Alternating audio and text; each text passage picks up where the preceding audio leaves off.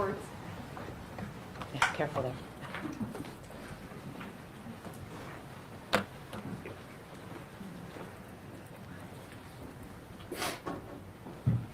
Good afternoon, everyone.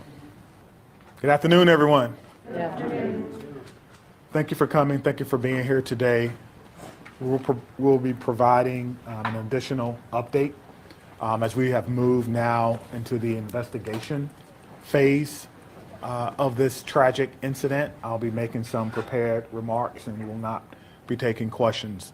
My name is Chief Sean Barnes, Shonbarnes, and I'm the Chief of Police for the Madison Police Department.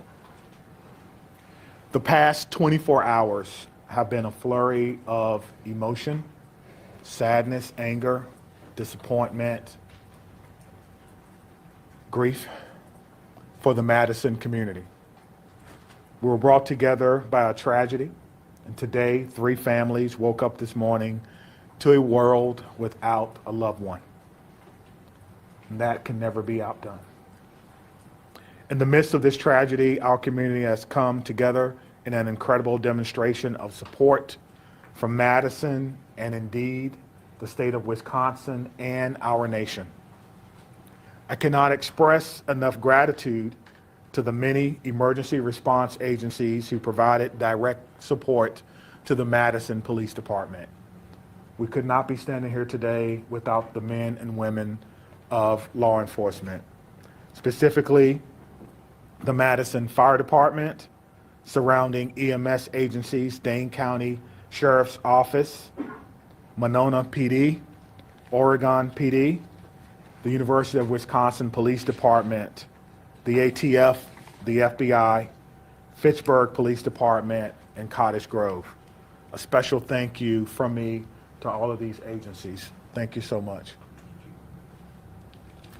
These agencies and many others responded to the scene and/or took calls for service within the city of Madison to allow us to focus on this tragic incident. Student reunification with their loved ones could not have happened as swiftly as it did without the assistance of SSM Health Dean Medical Clinic, as well as the Quick Trip.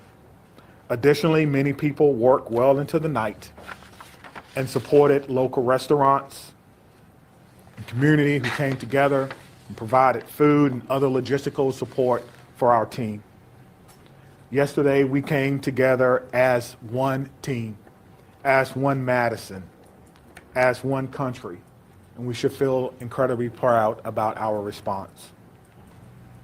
I'll be providing some updates at this time, but before I do that, I'd like to provide an important clarification. Yesterday, after looking at the computer-aided dispatch system, it seems as if a call came from a second grader. It actually read, the call came from a second grade teacher. That was a mistake.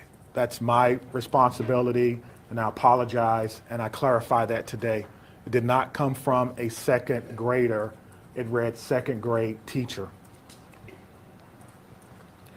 I will also be providing several investigative updates from the 8 p.m. briefing from last night. The Madison Police Department is committed to transparency and will continue to release information that can be used to improve public safety. This must be balanced against our commitment to the victims of this horrific crime and the need to do a thorough and complete investigation. As a result, I recognize many of you may have questions that I cannot answer at this time. I ask for you to keep the victims in your mind and respect their right to a thorough investigation. I also will not be taking questions at the conclusion of this press conference, but your pre-submitted questions serve as the basis for updates that we're providing for you this afternoon. If your question is not answered, it is due to an ongoing investigation. Okay. We know a document has been widely shared on social media. At this time, we cannot verify its authenticity.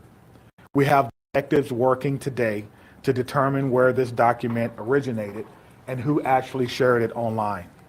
At this time, we cannot verify the document. We ask that you not share the document or spread any information that may be false. Our department will provide an update on this document when we can. There are always signs of a school shooting before it occurred. Some of you have reached out about Rupnow's social media activity prior to yesterday's shooting. We're looking into her online activity.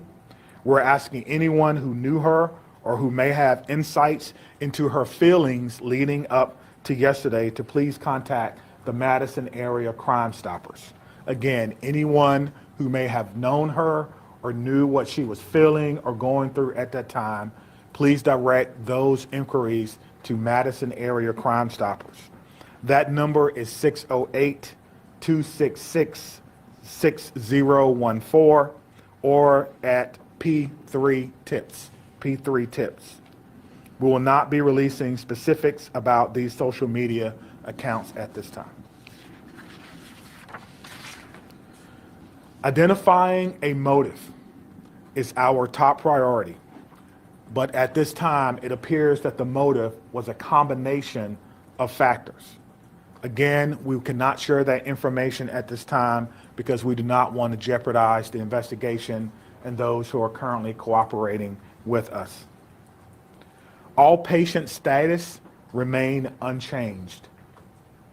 The 911 calls are the record of the 911 Communications Center, and their standing operating procedure is not to release documents in open and active investigations.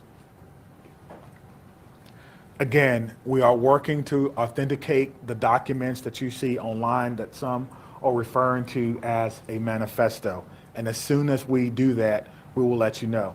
Now, the process for doing that is looking at original documents that may have been taken from the suspect's home, looking at information that may be on laptops or on computer to determine if this document originated from our suspect. Any disciplinary records would be under the purview of the school. Some of you have asked whether or not she was troubled or whether or not she was troubled at school. We do not have those records. We're not the proprietor of those. On the question of bullying, we're talking to students to understand whether bullying was one of those multiple factors that I mentioned earlier. Some have asked if people were specifically targeted. Everyone was targeted in this incident, and everyone was put in equal danger. Today, numerous MMSD schools were targeted by false threats, often known as swatting. We're working closely with the Madison Metropolitan School District to determine where these originated and to investigate this call. We do not believe that there are any current threats to any Madison area schools, and will continue to investigate these calls and any threats of violence as they come in. Let me be clear on this point. Making false threats is a crime, and we are working with the district attorneys to prosecute these crimes as information is gathered.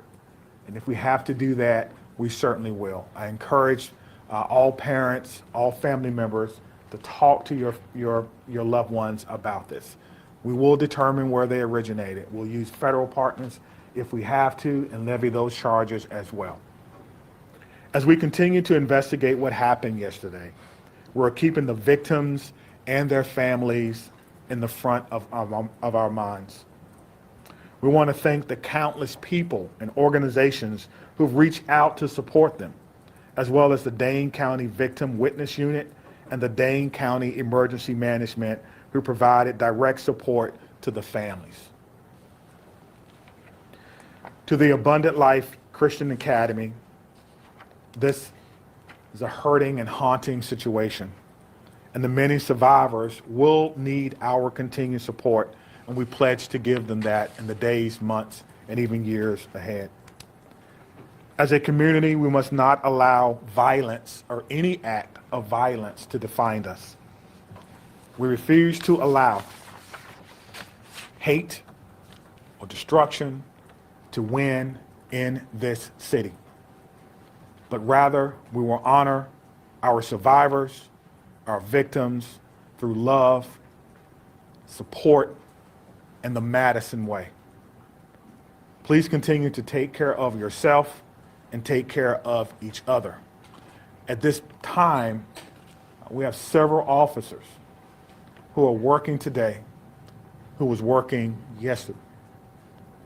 They were given the opportunity to stay home on what we commonly refer to as an administrative day. They were offered peer support, emergency assistance program through our city. But those officers chose to come to work today and serve their community. So at the end of my remarks, I'm going to find each and every one of them and personally shake their hand and thank them on behalf of a grateful city, and a grateful administration, and a grateful department and profession for their act of selfless public service. Thank you. Ma'am. Thank you, Chief.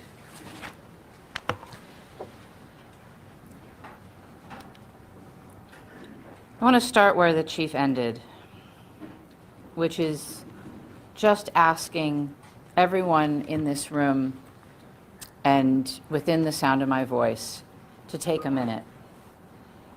It's been an incredibly difficult 24 plus hours at this point in time.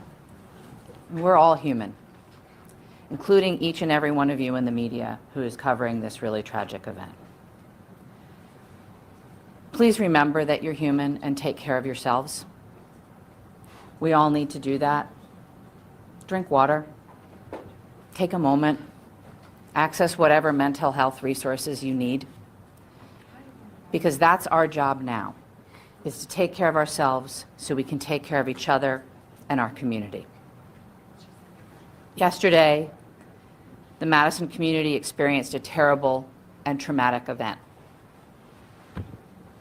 If there's any positive in it, it's that the educators at Abundant Life, our local law enforcement and first responders, and our community partners were prepared to respond. They acted without hesitation to protect our children, and I'm grateful and humbled by their actions. It's a day that I hoped never would come to our city, but like so many other communities, here we are. We will never be the same, but we will get through this together. I want to ask again that everyone, please respect the privacy of the victims, their families, and those in the Abundant Life community. Right now, our full focus is on caring for those impacted. First and foremost, the victims and their families, the Abundant Life students and educators, our first responders, the students and educators across the city who woke up this morning and went into a school building not knowing if they would come home tonight. The incredible bravery of that act. I think all of our students and educators are feeling scared and vulnerable right now. We are also trying to care for our whole community, because I believe we are all fearful and grieving and impacted. The City of Madison is working closely with Dane County, with community partners, with state and federal government resources to provide support and counseling to all those affected. I want to direct folks to a new city resource website that's available at cityofmadison.com/resources, which includes trauma-informed community resources, updates, community mental health resources, and information about vigils, other public events, and where folks can donate to support the Abundant Life families in our community. I want to highlight two things that are also on that website, and once again, that website is cityofmadison.com/resources. If you wish to support the families, the request is that come in the form of financial support through a site set up by the United Way of Dane County. You can visit unitedwaydanecounty.org, or you can text HELP for ALCS to 40403. Again, that's HELP numeral 4 ALCS to 40403. The community is also invited to a vigil tonight by the Vel Phillips statue at the Capitol at 6 p.m. Again, that's at the Capitol building by the Vel Phillips statue at 6 p.m. I would ask that everyone, and particularly the folks in this room, please avoid spreading misinformation, particularly via social media. Please vet what you share, even if your wish to share is well-intentioned. There is so much that we do not know at this point, and we have to allow law enforcement the time and space for a careful and methodological investigation.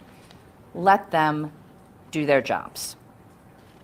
And above all, please respect the victims, respect the families, respect the school community, particularly on social media. I want to say a huge thank you again to all of our partners and those across the country who have reached out offering support and well wishes, including President Biden, who I talked to yesterday, Senator Baldwin, who I talked to yesterday, Congressman Pocan, Governor Evers, who called, and many others at every level of government and all across our community. I want to thank most particularly our first responders and everyone who mobilized yesterday to help. Certainly Madison Police Department and the many law enforcement agencies that were mobilized, the Madison Fire Department, the Sheriff, the State Patrol, the FBI, the ATF. I want to thank our hospitals that cared for the victims and the medical staff there. I want to thank Dane County, in particular, Emergency Management and the Victim Services Unit. They have been incredible. I want to thank SSM Health and the Dean Clinic. They, without hesitation, made their facility available to us. They canceled all appointments. They rearranged the facility. They put their staff at our disposal to make sure that the Abundant Life families could be reunited with their students. I couldn't be more grateful to them. I want to thank the United Way, both for setting up the donation site and for mobilizing resources across our community. I want to thank the Red Cross and the Salvation Army, the religious leaders who came to the reunification site yesterday from across our community, and all of the community organizations and businesses that donated food and resources to the families and are still now offering support for our community. There are so many people who have offered support, resources, help, and well wishes, and we are grateful to every single one of them. I want to end where I started, which is centering our collective humanity. We all have to take care of ourselves so that we can take care of each other and our community. Whatever your belief or tradition is, I would ask that you find a way today, tomorrow, in the coming weeks, months, and years to be kind, to give grace, and to find ways, big or small, to help make our community a safer place for all of our children. Thank you, and I'll turn the podium to the county executives. Sorry, before you go, can you introduce We'll answer yourself? questions. No, Oh, I'm sorry. I'm sorry, I forget that you're not all local. My name is Satya Rhodes Conway. I'm the mayor of Madison. That's S-A-T-Y-A, last name R-H-O-D-E-S-C-O-N-W-A-Y. Satya Rhodes Conway, mayor of Madison, Wisconsin. Thank you. Good afternoon, everyone. I'm County Executive Melissa Agard. Melissa, Agard. It's unfortunate that we are still having to navigate this absolutely horrific situation in our community. I come before you today as a community leader, as a mom, as a fellow Dane County resident, and like many of you, someone who is continuing to process what unfolded yesterday at Abundant Life Christian School and across our community. My heart aches for the students and families and teachers and the first responders at all levels, from the 911 officers to the folks that are at our coroner's office. Every single one of us has been impacted in an unimaginable reality by this situation. Our kids, my kids, teachers across our community, and in fact across our nation, had to wake up and go to school today, and that was an act of bravery. Parents dropping their children off at after what we witnessed yesterday took an act of bravery and a belief in our community. And that's a bravery we should not have to put on the shoulders of our children and our families and our community. Let me be clear. These everyday actions that we have all experienced over the last 24 plus hours should not require bravery. They should be routine and joyful, especially at the end of a year, wrapping up a semester. Our kids should be laughing and learning and thinking about pajama day as they're heading into the holiday season. But right now, that's not the case. And right now, it's okay to not feel okay. That's how we move forward. And for some, the weight of this tragedy is overwhelming. I'm sure they're feeling sad and anxious and numb. We've heard that even from our police chief. And for others, they might just be feeling a little bit off, unsettled by the images that our news coverage is delivering to them in the fast-breaking social media world. And it's playing on repeat. And I am grateful for what it is that you all do. But this is impacting people in a different way. And I want you all to know, and people across our community, that their feelings are valid and they are not alone. Seeking support, talking to someone you trust, simply admitting that you're not okay is not a sign of weakness. It's actually a sign of strength.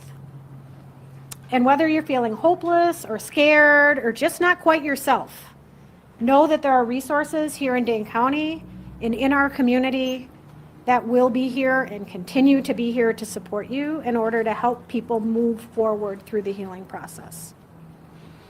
Believe me, we are in this together. That is the Dane County way. That's what we do best. Through painful conversations and tears and hugs and vigils, we're going to heal. We're not going to be the same, but we're going to heal. Part of that process is setting aside complacency and demanding change. As someone who served 12 years in our legislature and had a front row seat to the inaction of addressing gun violence in our communities, I'm not stepping aside from that mission in my life. There's going to be public debate about the motives and other aspects of this mass shooting. But let us remember this fact.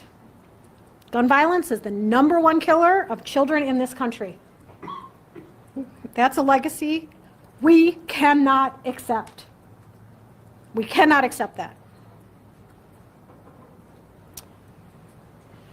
Part of the reason I feel so pained by this tragedy is that mass shootings feel like something that's ominous and hovering, and we're all wondering where and when the next one is going to occur. And guess what? It happened here. It happened right here. And I am so proud of the folks that I work with at the county and that the mayor works with in the city and our partners at the federal, state, and local level, and how it is that we've stepped up and responded to support people. Could we do better? Could we do different? I am sure. But did we do well?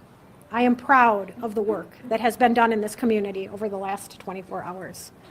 And I assure you all today that we are going to continue to work like hell to stop future tragedies and to support our community that has been harmed by these actions.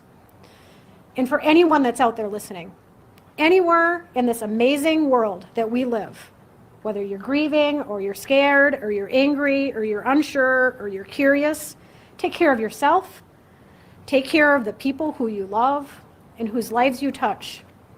Talk to someone, anyone. If you're not comfortable calling a number, there is someone in your life you can reach out to. No one is alone through this. We are strong in Dane County, and together we're going to get through this.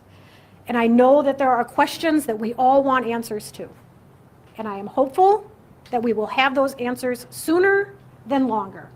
But please give us the time to do this right so that we can learn how to prevent this from happening in the future and support those that have been most impacted in our community. We are doing everything in our power at all levels in a collaborative way to prevent this type of pain from ever happening again in our community. Can I assure that? No, but we are going to work as best as we can to that end. So thank you to each of you for carrying these stories, for taking care of yourselves, and for delivering these messages to the people in our community that just want one more piece of information. Thank you for being here. Thank you. All right. The county executive and I will take some questions. We obviously cannot answer questions about the investigation, but happy to take others, and we'll turn to Dylan. Sure, Lucas from the State Journal. Just for the county executive, as a former lawmaker, can you just talk generally about what the laws are in Wisconsin in terms of children's access to guns? Our laws in Wisconsin are far too lax when it comes to access of guns by children. And I do believe that we should have safe storage laws. We should have background checks. We should have red flag bills. We should be providing adequate support for everyone in our community when it comes to behavioral health. People should not be waiting when they raise their hand and ask for help. And there should not be stigma surrounding people who are asking for that help. Our schools should be adequately funded. Our Department of Justice has an Office of School Safety. They don't have enough resources, and that is on the legislature. In the Wisconsin State Capitol, but this is a conversation that needs to happen from coast to coast. We need partners in our federal government to also address this because states have borders and people can cross them. Okay, Maddie from WIC. As public officials, can you speak to the process of vetting information before sharing it publicly, what that looks like behind the scenes? We can try. I think it depends, but we have a process within, obviously, both police and fire have public information officers who work with the principals to gather and vet information and share it out. Similarly, in my office, we have a communications manager who works with us. In terms of the investigation, I can't really speak to that process, but there is a process within law enforcement to decide what information can be shared that won't jeopardize investigation, and then to do our best to verify information before we're sharing it publicly. Obviously, in an event like this, there is a lot of chaos, and it can be difficult to parse out where information is coming from and how accurate it is at any given time. And so in a developing scene, sometimes we will share information that's not 100% correct. But as you've seen already, the chief comes back and tries to give out the best information we can and correct any mistakes. Scott, do you have anything? Do either of you believe that there ought to be charges brought against the parents or anyone else involved in this incident? Don't know. I think it's far too early to comment on that. As the investigation proceeds, I think law enforcement will take the steps necessary, but we don't know nearly enough yet. Cody, do you have a question? Okay, Madison? CS Police Chief Sean Barnes is not here. Maybe somebody else who's here with law enforcement can speak to this. He mentioned yesterday that the family or the father seems to be cooperating. If you drive past the house that they were searching, it doesn't look like the home of somebody who's cooperating. So maybe can you explain to an untrained eye the state and the condition of the home and the manner in which it is in at the moment? Anyone here that can speak to that? Sorry, we'll have to follow up on that for you. Chloe? Again, I'm not sure if anyone is able to speak to this, but I know Chief Barnes kind of briefly mentioned that students are talking about if the suspect is, talking or was bullied. Is there anyone that can, speak to that right now? Students are coming forward at this time and sharing what they saw and heard in school yesterday or their relationship with the student. So I think broadly, at this point in time, it's a very active investigation. You heard the chief ask folks who want to share any information that they may have to share that via Crime Stalkers, and I would echo that if anybody has information that's relevant to the investigation, to please share it through Crime Stalkers. I think today is going to be a very difficult day for all of our students in Madison. I know that our schools and teachers are doing their best to support kids. And I think the county exec has kids as I do not, so she may know more about that. So I do have a son in our Madison schools, and it was hard for him to get up and go to school today. And then the school was locked down because many schools in Madison area were locked down due to swatting. And that was triggering not only to him and his peers, but to family members and educators. And the world that our kids are in now is very different than the one I grew up in. They have access to social media and digital communication in the palm of their hands. And they are oftentimes sharing information that has no source. It is our jobs as adults and as folks on the front lines to remind them that nothing is valid that they are sharing at this point in time, but to be there as they continue to process this. Again, what my message to my son and to his friends and to other families that have been reaching out is, if you do feel that you have any information, if you feel like it might be something that would be helpful and you're not quite sure, you should still call Crime Stoppers. The smallest piece of information could be the last piece of information that we need. So don't second guess yourself. Please reach out to Crime Stoppers. Parents, support your children through this as they are navigating. It is a very confusing path for them. And my kids seem to know more than I do right now as this is going on, because of the fact that that digital device is in their hands. And we need to help them know that they should be putting that down and slowing their worlds down as we're navigating our way through this. Thank you. Shali from WORT.